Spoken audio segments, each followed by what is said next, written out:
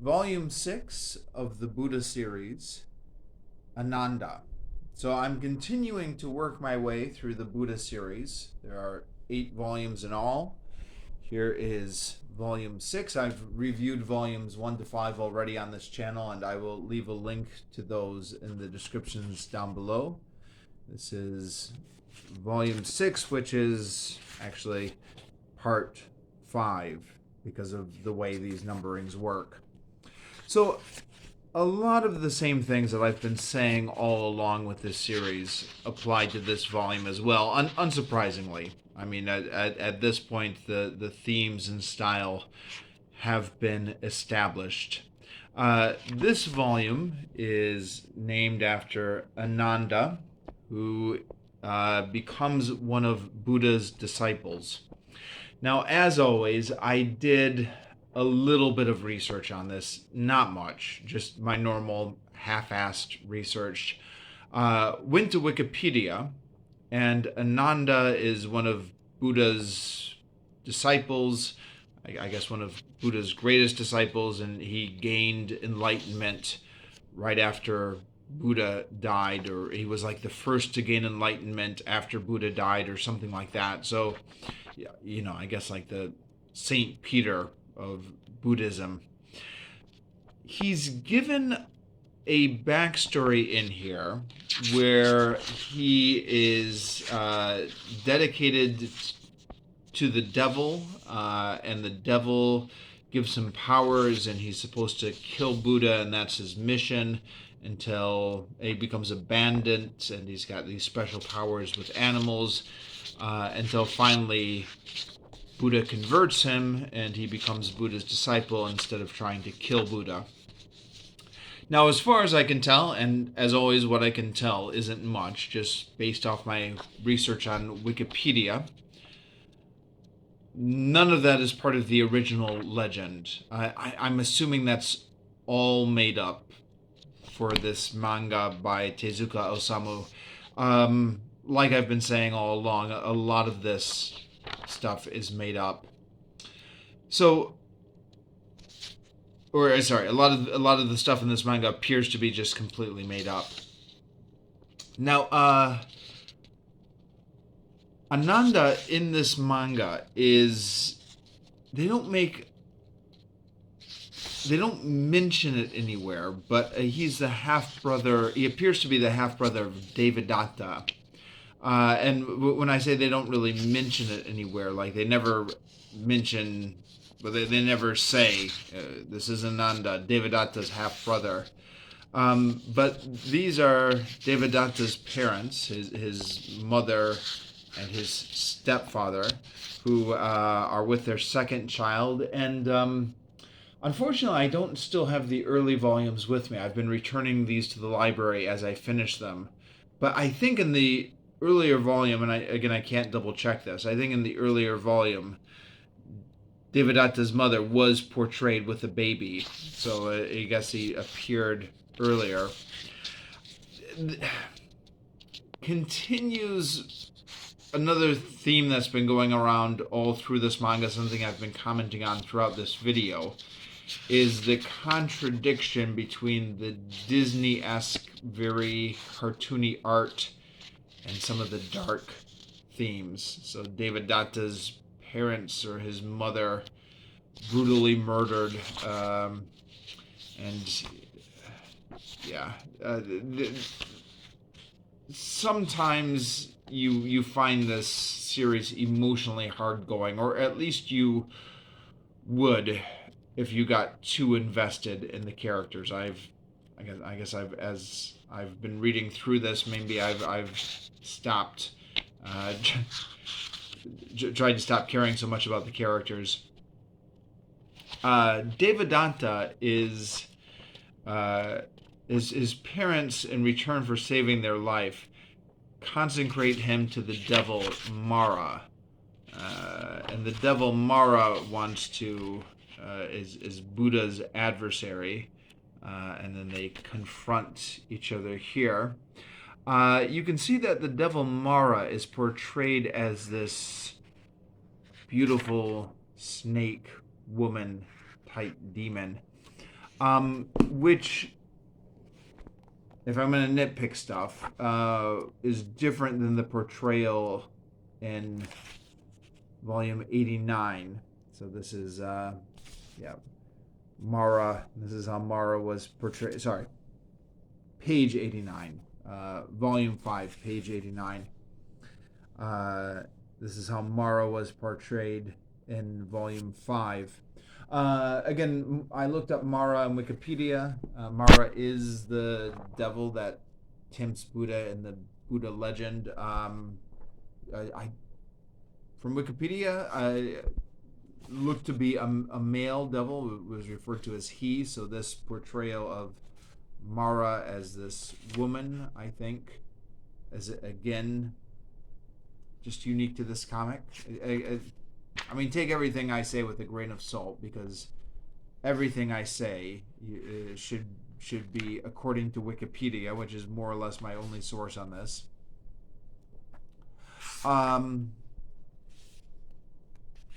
So, yeah, Ananda is the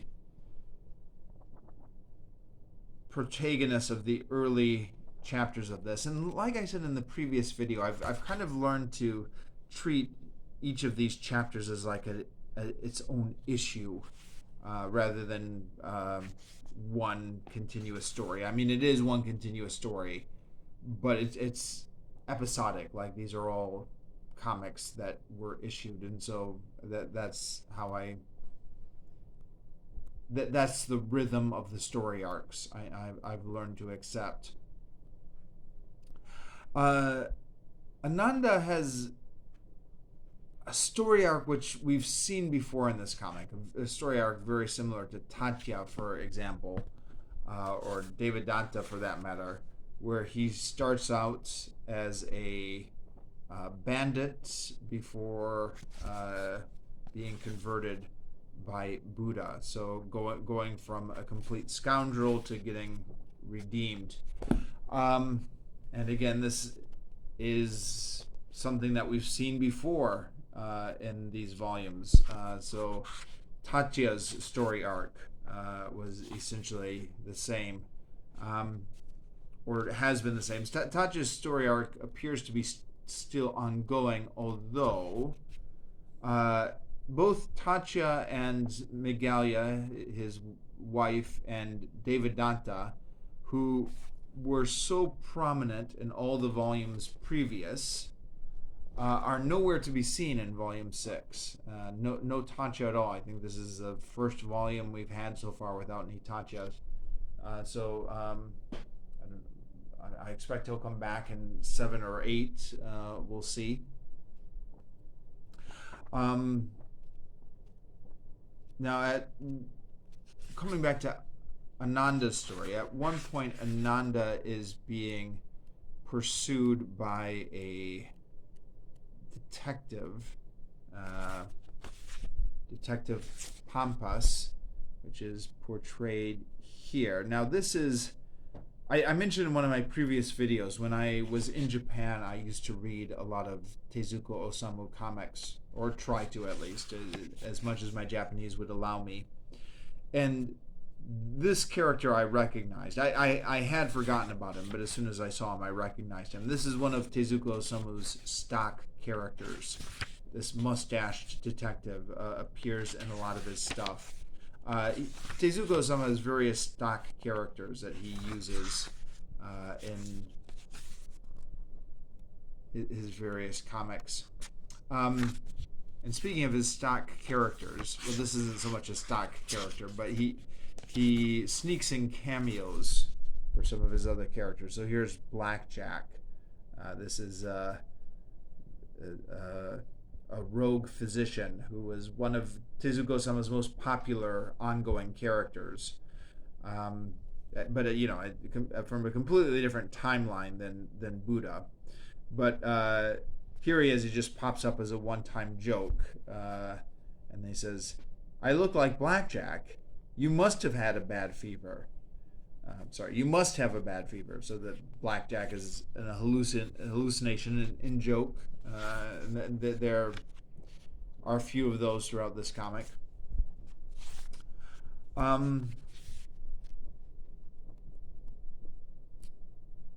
the other thing, in addition to Ananda, there's where is it? A conversion of what's his name?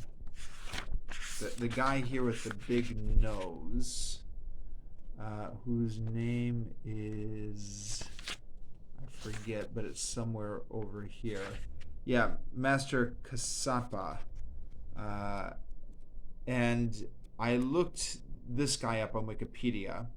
Now, Wikipedia says Kasapa as, I guess, a previous incarnation of the Buddha. So I guess, Buddhists believe in reincarnation. So he must have had a previous life before he became the Buddha, and I guess there are legends of those previous lives. Now, that's obviously not the guy being portrayed here. But then, this wasn't actually on Wikipedia. This was on, like, Oxford Reference or something. The Uruvela Kasapa was one of Buddha's early converts, along with his three brothers and all their followers.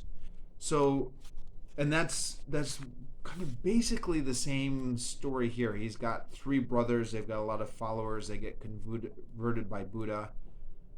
I'm assuming a lot of the other storyline in this manga is just completely made up, but I guess very, very loosely based on actual Buddhist legend. But yeah, that wasn't in Wikipedia. That was just like a one paragraph on Oxford Reference. So this again is another theme I've been saying all along in my reviews of this series, is that as of this moment, the Wikipedia entries on the original Buddhist myth are not really developed as much as they could be. So, since Wikipedia is always an ongoing project, maybe in another 5 or 10 or 20 years, there will be, it will be a lot easier to research the Buddha myth on Wikipedia. But at the moment, there seem to be a lot of gaps there. And then Buddha gives, well, after going through various adventures over here, Buddha gives a fire sermon. And again, according to Oxford Reference, I think Buddha really did give a fire sermon to these three brothers and their followers. I'm not sure if it's the same sermon. But this, in the previous video I made on this series, I kind of criticized this comic for not doing a good job of conveying what Buddhist philosophy is to somebody who's a newcomer like me. But this fire sermon, actually, I'm not sure if this is historical or not, but this actually made sense to me. And this is, it's nothing earth-shattering. It's very much the view of Buddhism that I was told about in high school, in my comparative religions course, about trying to eliminate your desires, so that you become happy because you desire too much stuff. And there's a parable about a boy who desires all the riches, and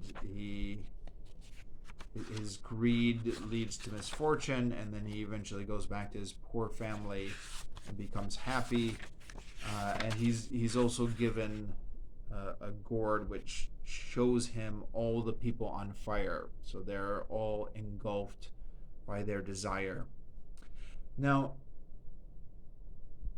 I think there's an interesting discussion to be had about whether or not this view of the human condition is helpful or not, or to what the limitations of this are. I'm not going to get into that discussion. I'm just going to say that this I think effectively conveyed to me what a Buddhist view of the world would be. I don't know what somebody who knows more about Buddhism would think about that. But I don't know. I found it interesting food for thought. It's a comic book, so it's not too deep. But I find sometimes that my own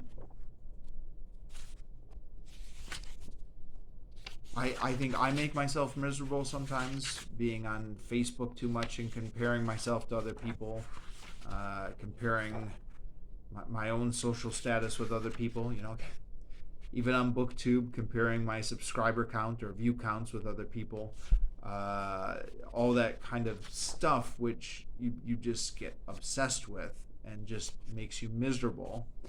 And what you need to do is just shut out all those all those desires and be happy with what you have. Of course, it's like a lot of good, solid, common sense advice. It's easier said than done. I mean, it's hard to shut off those aspects of human nature. But I did find this section somewhat inspirational when I was reading it. So, yeah, I think that's all I have to say about this volume. And so, 2 volumes left, volumes 7 and 8, and I'm going to keep reading this, and I'll be back to talk about these volumes when I finish.